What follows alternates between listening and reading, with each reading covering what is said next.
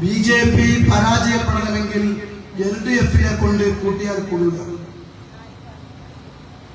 LDF ഒറ്റക്ക് മത്സരിച്ചാൽ BJPയെ പരാജയപ്പെടുത്താൻ കഴിയില്ല. മഞ്ചേശ്വരത്ത് ഉൾപ്പെടെ, പാലക്കാട് ഉൾപ്പെടെ, നേമത്ത് ഉൾപ്പെടെ, മണലൂർ, വട്ടിയൂർക്കാവ് ഉൾപ്പെടെ 11 നിയോജക മണ്ഡലത്തിൽ ഒറ്റക്ക് UDF മത്സരിച്ചാൽ BJPയെ പരാജയപ്പെടുത്താൻ കഴിയില്ല. ഇത് ഞങ്ങൾ വെറുതെ പറയുന്നതല്ല. കഴിഞ്ഞ കാലഘട്ടങ്ങളിലുള്ള സാഹചര്യമല്ല കേരളത്തിലുള്ളത്. അതിന് വളരെ പ്രധാനപ്പെട്ട ഒരു തീരുമാനം നമുക്ക് ഉണ്ടാവേണ്ടത് BJPയുടെ ക്രമപ്രവൃത്തമായ കഴിഞ്ഞ കാലഘട്ടത്തിൽ അവർക്കുണ്ടായ ഘട്ടം ഘട്ടമായ വളർച്ചയാണ്. 1984 കേരളത്തിൽ BJPക്ക് ആകെ ലഭിച്ചത് 1,91,000 വോട്ടുകളാണ്. ആദ്യമായി ഇന്ത്യയിലെ ലോകസഭയിൽ 2 സീറ്റ് നേടി BJP 2 സീറ്റ് ലോകസഭയിൽ നേടിയ ആ ഘട്ടത്തിൽ കേരളത്തിൽ അവർക്ക് ലഭിച്ചത് 2 ലക്ഷത്തിന് അടുത്ത് വോട്ട് മാത്രമാണ്. പിന്നീട് അത് 2004 ആയപ്പോഴേക്കും ആ 2 ലക്ഷം എന്ന് പറയുന്നത് 12 ലക്ഷമായി മാറി. അങ്ങനെ ഓരോ ഘട്ടങ്ങളിലും 17 ലക്ഷം, 18 ലക്ഷം, 21 ലക്ഷം എന്നീ തരത്തിൽ കേരളത്തിൽ മൊത്തം പോൾ ചെയ്ത വോട്ടിന്റെ വോട്ട് ഷെയർ വർദ്ധിപ്പിച്ചുകൊണ്ടേയിരുന്നു. കഴിഞ്ഞ 2024 തെരഞ്ഞെടുപ്പിൽ കേരളത്തിലെ BJPക്ക് ലഭിച്ചത് 38 ലക്ഷം വോട്ടാണ്. കേരളത്തിൽ മൊത്തം പോൾ ചെയ്ത വോട്ടിന്റെ വലിയ ഒരു ശതമാനം, ഏറെക്കുറെ 30-35% വരുന്ന വോട്ടുകൾ ലഭിച്ചത് BJPക്കാണ്. ഇങ്ങനെ 2024 ഈ വോട്ടിംഗ് പാറ്റേൺ BJP വർദ്ധിച്ചപ്പോഴാണ് കേരളത്തിൽ ഒരുപാട് നിയോജക മണ്ഡലങ്ങളിൽ BJP ജയിച്ചു നിൽക്കാനുള്ള, അവരെ വിജയിക്കാൻ കഴിയുന്ന വോട്ട് നേടിക്കൊണ്ട് നിലനിർത്താനുള്ള സാഹചര്യം ഉണ്ടായിരുന്നു. ഈ സാഹചര്യം ഇങ്ങനെ തുടർന്നാൽ BJP അധികാരത്തിൽ കയറാൻ യാതൊരു പ്രയാസവും. 2 കാരണങ്ങൾ അതിനുണ്ട്. ഒന്ന്, BJPയുടെ ക്രമപ്രവൃത്തമായ വളർച്ച. രണ്ടാമത്തെ കാരണം നമുക്കറിയാലോ, കമ്മ്യൂണിസ്റ്റ് മാർക്സിസ്റ്റ് പാർട്ടിയെ കുറിച്ച്, CPM-നെ കുറിച്ച് ഞാൻ നേരത്തെ പറഞ്ഞതുപോലെ RSSന്റെ അജണ്ടക്കെതിരെ സംസാരിക്കാൻ കഴിയാത്ത ഒരു സാഹചര്യം ആ പാർട്ടിക്ക് വന്നിരിക്കുകയാണ്. വെള്ളാപ്പള്ളി മതേശ്വര മുസ്ലിം സമുദായത്തിനെതിരെ ഏതർത്ഥത്തിൽ പ്രസംഗിച്ചാലും, ഏതർത്ഥത്തിലുള്ള വെറുപ്പ് പറഞ്ഞാലും, മലപ്പുറം ജില്ലയെ ആക്ഷേപിച്ചാലും അത് CPM-നോ കമ്മ്യൂണിസ്റ്റ് മാർക്സിസ്റ്റ് പാർട്ടിയിലെ മറ്റു നേതാക്കന്മാർക്കോ മുഖ്യമന്ത്രിക്കോ പിണറായി വിജയനോ ഒന്നും ഒരു പ്രശ്നമേ അല്ല. അവർക്ക് വിഷയമേ അല്ല. അവർക്ക് വോട്ട് ബാങ്ക് മാത്രമാണ് വിഷയം. വെള്ളാപ്പള്ളിക്കെതിരെ പറഞ്ഞാൽ, NSSന്റെ നേതാവ് സുകുമാരൻ നായർക്കെതിരെ പറഞ്ഞാൽ, അവരുടെ നിലപാടിനെതിരെ പറഞ്ഞാൽ, ഇടതുപക്ഷം ഇക്കാലം അത്രയും നമ്മുടെ നാട്ടിൽ തുടർന്ന അവരുടെ നിലപാടുകൾ പറഞ്ഞാൽ, ഈ പറയുന്ന ആളുകളുടെ, ജാതി സംഘടനകളുടെ അവരുടെ വോട്ട് ലഭിക്കുകയില്ല എന്നതുകൊണ്ട് തന്നെ സംഘപരിവാർ അജണ്ടക്കെതിരെ കൃത്യമായ നിലപാട് സ്വീകരിക്കാൻ CPM-നാവില്ല. അത് മാത്രമല്ല, ആ പാർട്ടി ഏറെക്കുറെ നശിച്ചുകൊണ്ടിരിക്കുന്ന ഒരു സാഹചര്യവും നമ്മുടെ നാട്ടിലുണ്ട്. ഇപ്പോ ഇന്ത്യ രാജ്യത്ത് ത്രിപുരയിലെ ശക്തമായ പാർട്ടിയായിരുന്നല്ലോ. ത്രിപുരയിൽ ഒരുപാട് കാലം ഭരിച്ച പാർട്ടിയായിരുന്നു CPM. പക്ഷെ ഇന്ന് ത്രിപുരയിൽ അവരില്ല. വെസ്റ്റ് ബംഗാളിൽ 33 വർഷക്കാലം വെസ്റ്റ് ബംഗാൾ ഭരിച്ചവരാണ് കമ്മ്യൂണിസ്റ്റ് മാർക്സിസ്റ്റ് പാർട്ടിക്കാർ.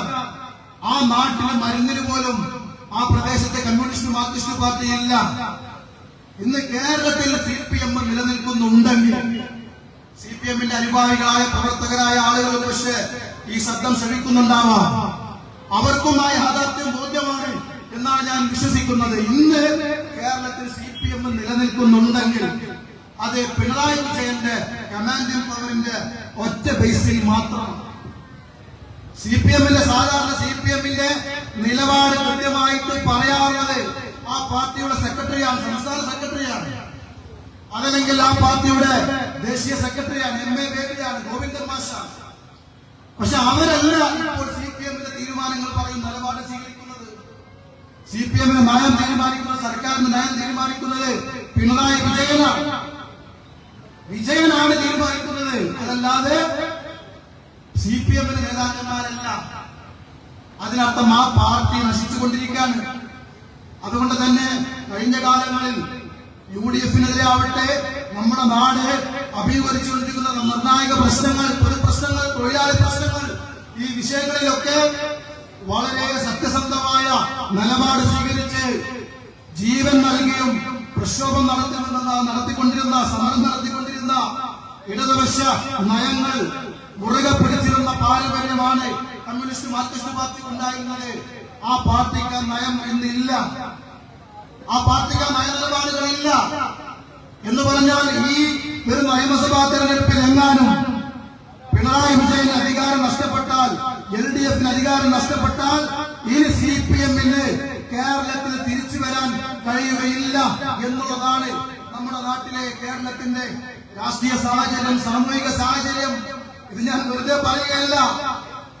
അത് കോൺഗ്രസിന് പോലും ഈ കേരളത്തിൽ മുന്നോട്ട് പോകാൻ പ്രയാസപ്പെടും, ഒരു സംശയവും ആ കാര്യത്തിലില്ല. കാരണം RSS-നും BJP-ക്കും മേൽക്കോയ്മ കിട്ടുന്നതോടുകൂടി കേരളത്തിലെ CPM പ്രതിദാനം ചെയ്യുന്ന ആ പാർട്ടിയിലെ ഒരു വലിയ ജനവിഭാഗം BJP-യിലേക്ക് പോകാനുള്ള സാധ്യതയുണ്ട്, ഒരു സംശയവും ആ കാര്യത്തിലില്ല. അതുകൊണ്ട് തന്നെയാണ് സംഘപരിവാറിനോട് അടുപ്പം പുലർത്തിക്കൊണ്ടിരിക്കുന്ന അവരുടെ അജണ്ടകളോട് പരസ്യ നിലപാട് സ്വീകരിക്കാൻ തയ്യാറാവാത്ത ആയിരക്കണക്കിന്, പതിനായിരക്കണക്കിന് പ്രവർത്തകരുള്ള ആ CPM-ന് ഒരിക്കലും ഇനി ഒരു സംഘപരിവാർ വിരുദ്ധ രാഷ്ട്രീയം സത്യസന്ധമായി മുന്നോട്ട് വെക്കാൻ കഴിയില്ല എന്നുള്ളത് ഒരു സാമൂഹ്യ യാഥാർത്ഥ്യമാണ്, രാഷ്ട്രീയ യാഥാർത്ഥ്യമുള്ള യാഥാർത്ഥ്യം നമ്മൾ വിസ്മരിച്ചിട്ട് കാര്യമില്ല. കോൺഗ്രസിന്റെയും കാര്യങ്ങൾ ഞാൻ വെറുതെ പറയല്ല. ഇപ്പോ തൃശ്ശൂർ ജില്ലയിലെ കഴിഞ്ഞ ഈ ലോക്കൽ ബോഡി തെരഞ്ഞെടുപ്പില് ഒരു പഞ്ചായത്തില് 8 കോൺഗ്രസ് വാർഡ് മെമ്പർമാരാണ്, ആകെ 8 മെമ്പർമാരാണ്. മറ്റത്തൂരിലാണെന്നാണ് സംശയം. ആ 8 മെമ്പർമാരും ഒന്നിച്ച് BJP-യിലേക്ക് പോയി. 8 മെമ്പർമാർ ഒന്നിച്ച് RSS-ലേക്കും BJP-യിലേക്കും പോയി. അവിടെ BJP-യുടെ സ്വതന്ത്ര സ്ഥാനാർത്ഥിയെ മത്സരിച്ച ഒരാളെ ആ പഞ്ചായത്തിന് പ്രസിഡന്റാക്കുകയും ചെയ്തു. സുരേന്ദ്രൻ നേരത്തെ പറഞ്ഞല്ലോ, 35 നിയമസഭകൾ ഇതാ BJP ഭരിക്കാൻ പോവുകയാണ്, കണ്ടോളൂ എന്ന് അദ്ദേഹം പറഞ്ഞത്.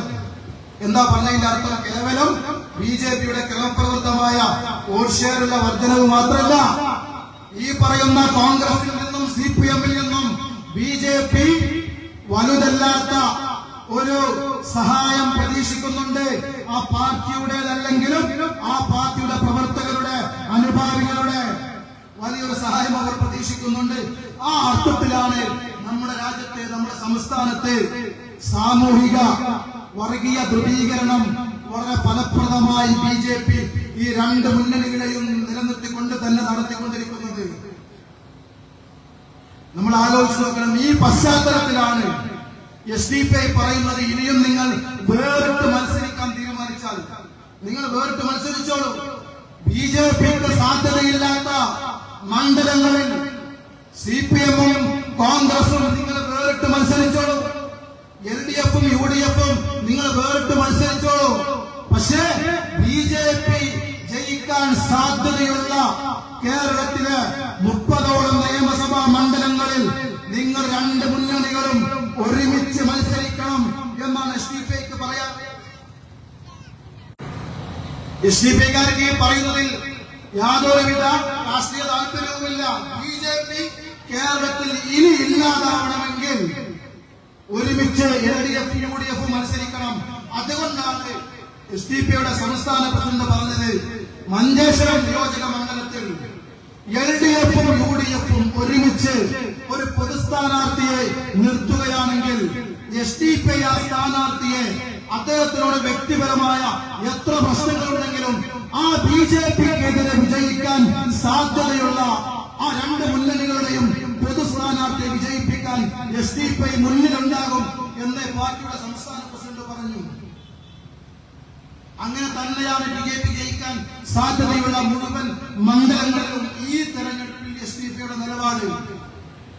പക്ഷെ മറിച്ചാണെങ്കിൽ ഈ നാട്ടിൽ BJP വളർന്നുകൊണ്ടിരിക്കുന്ന സാഹചര്യം RSS മതേതര കേരളത്തിൽ, ജനാധിപത്യ കേരളത്തിൽ സ്വാധീനമുണ്ടാക്കാൻ പോകുന്നു.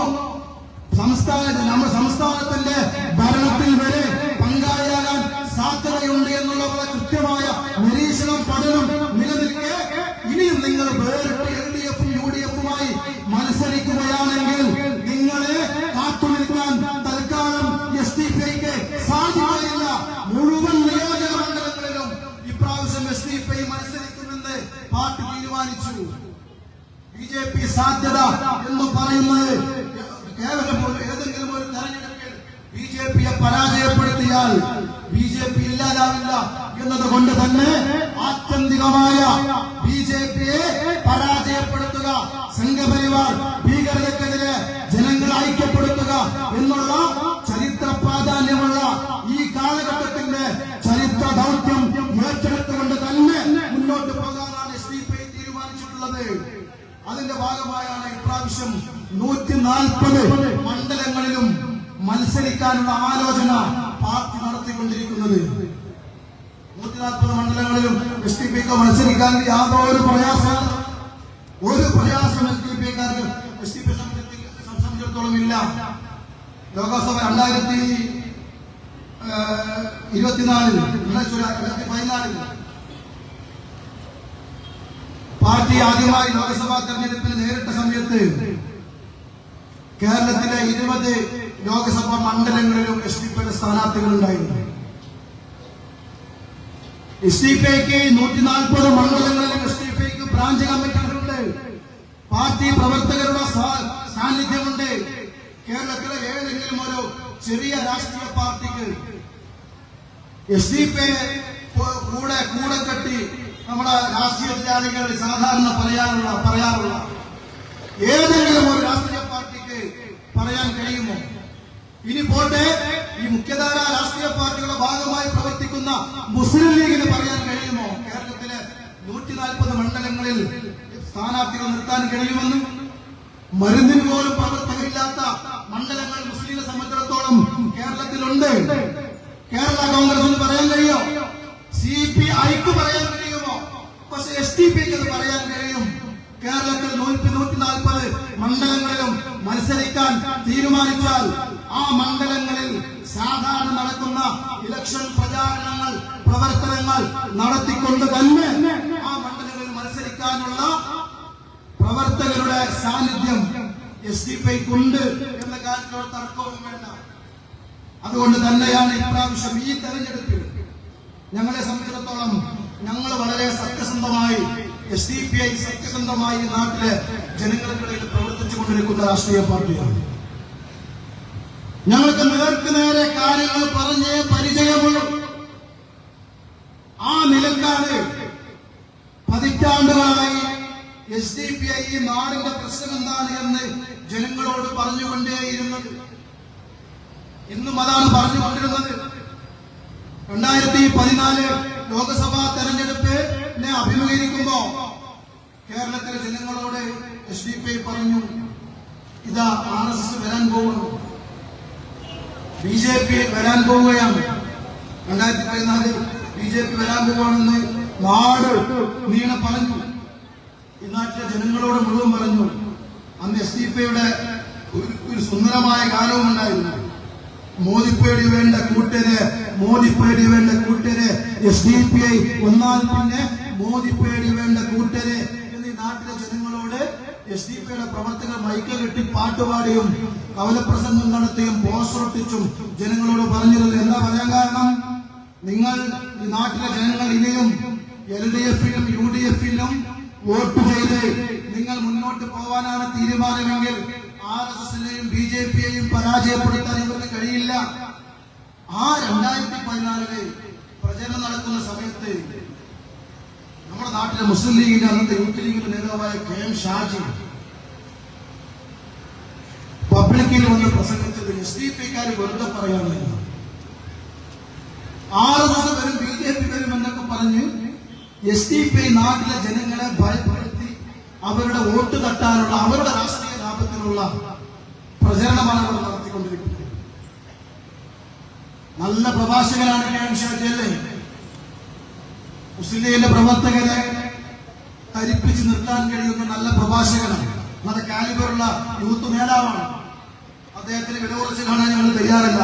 പക്ഷെ ഈ കെ.എം. ഷാജി ഉൾപ്പെടെ പി.കെ. കുഞ്ഞാലിക്കുട്ടി ഉൾപ്പെടെ ഈ പറയുന്ന സകല പരമ്പരാഗത രാഷ്ട്രീയ പാർട്ടിയുടെ നേതാക്കന്മാർക്ക് ഇല്ലാതെ പോയ ഒരു കാര്യം എസ്.ഡി.പി.ഐക്ക് മാത്രമായി നിലനിൽക്കുന്ന ഒരു വിഷയം എന്ന് പറയുന്നത് ഈ രാജ്യത്തിന്റെ യഥാർത്ഥ അപകടം RSS ആണ്, സംഘപരിവാരമാണ് എന്ന തിരിച്ചറിവ്. ആ തിരിച്ചറിവ് ഇല്ലാത്തതുകൊണ്ടാണ് 2014 കെ.എം. ഷാജി പറഞ്ഞത് എസ്.ഡി.പി.ഐക്കാരെ BJP വരും എന്ന് പറഞ്ഞ് ജനങ്ങളെ പറ്റിപ്പോയാണ്. അയാൾ തന്നെ ഇപ്പോ കഴിഞ്ഞ ഒരു പത്രസമ്മേളനത്തിൽ വെച്ചുകൊണ്ട് ഒരു മാധ്യമത്തിന് കൊടുത്ത അഭിമുഖത്തിൽ വെച്ചുകൊണ്ട് അദ്ദേഹം തന്നെ പറഞ്ഞു, ഇനി ഞങ്ങൾ എസ്.ഡി.പി.ഐക്കാരെ എതിർക്കാൻ പോകുന്നില്ല. നമ്മളാരും അത് വളരെ സത്യസന്ധമായ ഒരു രാഷ്ട്രീയ നിലപാടായിട്ടൊന്നും എസ്.ഡി.പി.ഐക്കാർ മനസ്സിലാക്കുന്നില്ല. കെ.എം. ഷാജിക്ക് അറിയാം, ഇനി എസ്.ഡി.പി.ഐക്കെതിരെയുള്ള പ്രചാരണം അത് ജനങ്ങൾക്ക് മുമ്പിൽ വിലപ്പോവില്ല എന്ന് കെ.എം. ഷാജിക്ക് അറിയാം. ഈ നാട്ടിലെ ജനങ്ങളെ പറ്റിക്കാൻ ഇനി മറ്റു പല നുണകളും കണ്ടുപിടിക്കണം. കാരണം രാജ്യം RSS ഭരിക്കുമ്പോ, സംഘപരിവാർ ഭരിക്കുമ്പോ, രാജ്യം അപകടത്തിലേക്ക് പോകുമ്പോ, ഭരണഘടനയും മതേതരത്വവും ബഹുസ്വരതയും ഭീഷണിയിലാകുമ്പോ ഈ രാജ്യത്തെ എസ്.ഡി.പി.ഐ ഉയർത്തുന്ന രാഷ്ട്രീയത്തിനെതിരെ പ്രസംഗിക്കാൻ, പ്രചരിപ്പിക്കാൻ അദ്ദേഹത്തിന് എന്നല്ല കേരളത്തിലെ ഒരു പരമ്പരാഗത രാഷ്ട്രീയ പാർട്ടിയുടെ നേതാവിനും കഴിയില്ല എന്നതുകൊണ്ടാണ് ഇദ്ദേഹം ഇങ്ങനെയുള്ള അഭിപ്രായങ്ങൾ തിരുത്തിയത്. നേരത്തെയുള്ള അദ്ദേഹത്തിന്റെ അഭിപ്രായങ്ങൾ തിരുത്തിയത് അത് കാരണമാണ്. അതുകൊണ്ടാണ് എസ്.ഡി.പി.ഐ വളരെ കൃത്യമായി നാട്ടിലെ ജനങ്ങളോട് പറയുന്നത്, ഇനിയും നമ്മുടെ ഈ മുന്നണികളെ നമ്മൾ വിശ്വസിച്ച് മുന്നോട്ട് പോയാൽ അപകടമാണ്. ഈ രണ്ട് മുന്നണികളും അപകടമാണ്. ഒന്ന്, മുസ്ലിം ലീഗിനെ സംബന്ധിച്ചിടത്തോളം സംഘപരിവാർ വിരുദ്ധ രാഷ്ട്രീയമായ നിലപാടല്ല, ഒരു തർക്കോ കാര്യത്തിലില്ല. RSS ഈ രാജ്യത്തുണ്ടാകുന്ന പ്രശ്നങ്ങൾക്ക് പരിഹാരം കാണാൻ ലീഗിന് അജണ്ടയില്ല, ലീഗിന് അതിന് സാധിക്കില്ല. അത് ഞങ്ങൾ വെറുതെ പറയില്ല, പി.കെ. ഫിറോസ് അടക്കം പറഞ്ഞതാണ്, ഞങ്ങളെ കൊണ്ട് RSS നേരിടാൻ കഴിയില്ല. അത് മുസ്ലിം ലീഗ് അങ്ങനെ നയല്ല, നിലപാടില്ല. കോൺഗ്രസിന് അങ്ങനെ നയല്ല, നിലപാടില്ല. ഇപ്പൊ മലപ്പുറം ജില്ല വിഭജനവുമായി ബന്ധപ്പെട്ട് യഥാർത്ഥത്തിൽ ഇപ്പൊ കോൺഗ്രസിന് നിലപാട് സ്വീകരിക്കാനും ഇപ്പൊ സമസ്തയുടെ സമ്മേളനത്തില് മുഖ്യമന്ത്രിയും പ്രതിപക്ഷ നേതാവ് ഒരുമിച്ച് പങ്കെടുത്തില്ലേ? മലപ്പുറം ജില്ലയെ നമ്മൾ വിഭജിക്കുമെന്ന് അവർക്ക് പറയാൻ കഴിയാത്തത് എന്താ? അവരെ പ്രശ്നം RSSന് ഭയമാണ്, BJP ഭയമാണ്.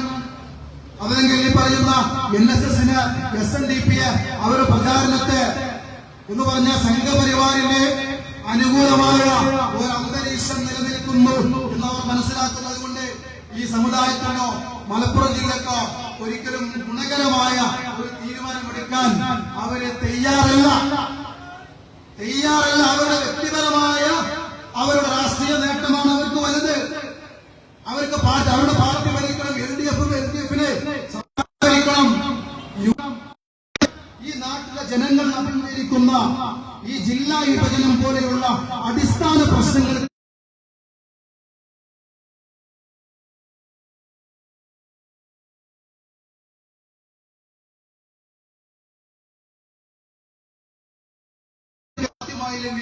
നമ്മുടെ നാട്ടിലെ ജനങ്ങൾ വലിയ പ്രതിസന്ധിയിലേക്ക് പോവാൻ പോവാണ്. ഈ നാട്ടിലെ ജനങ്ങൾ അനുഭവിക്കുന്ന ഫയലുകൾ കലക്ടറേറ്റിൽ കെട്ടിക്കിടക്കുന്നു, താലൂക്ക് ഓഫീസുകളിൽ കെട്ടിക്കിടക്കുന്നു, വില്ലേജ് ഓഫീസുകളിൽ കെട്ടിക്കിടക്കുന്നു, പഞ്ചായത്ത് ഭരണസമിതികളില്. അവർക്ക് ആ നാടിന്റെ ജനങ്ങളുടെ ബാഹുല്യം കാരണം ആ നാട് മുന്നോട്ട് കൊണ്ടുപോകാൻ ഭരിക്കാൻ അവർക്ക് സാധിക്കുന്നില്ല. ഈ സാഹചര്യം മലപ്പുറം ജില്ലയിലെ മാത്രമാണ് കേരളത്തില് നേരിട്ടുകൊണ്ടിരിക്കുന്നത്. മറ്റു പല മൂവാറ്റുപുഴ ജില്ല വേണം എന്ന് പറയുന്നവരുണ്ട്, പാലക്കാട് ജില്ല വിഭജിക്കണമെന്ന് പറയുന്നവരുണ്ട്. അതൊക്കെ ശരിയാണ്, അതിലൊക്കെ ചില ന്യായങ്ങളുണ്ട് എന്ന കാര്യത്തിൽ തർക്കവുമില്ല, ഒരു തർക്കവുമില്ല. പക്ഷേ കേരളത്തിൽ നിന്ന് ആദ്യം വിഭജിക്കേണ്ട ജില്ല യഥാർത്ഥത്തിൽ മലപ്പുറം ജില്ലയാണ്. എന്തേ മൂവാറ്റുപുഴ ജില്ല വരാത്തത് എന്ന് ചോദിച്ചാൽ മലപ്പുറം ജില്ല വിഭജിക്കേണ്ടി വരും എന്നതാണ് പ്രശ്നം. കേരളത്തിൽ ഇനിയും ധാരാളം ജില്ലകൾ വരേണ്ടതുണ്ട്. നേരത്തെ ഞാൻ പറഞ്ഞല്ലോ, തമിഴ്നാട്ടിലെ അവിടെയുള്ള ലോകസഭ കോൺസ്റ്റിറ്റ്യുവൻസി, ലോകസഭാ മണ്ഡലങ്ങളുടെ എണ്ണത്തെക്കാളും കൂടുതലുണ്ട് അവിടെയുള്ള ജില്ലകൾ.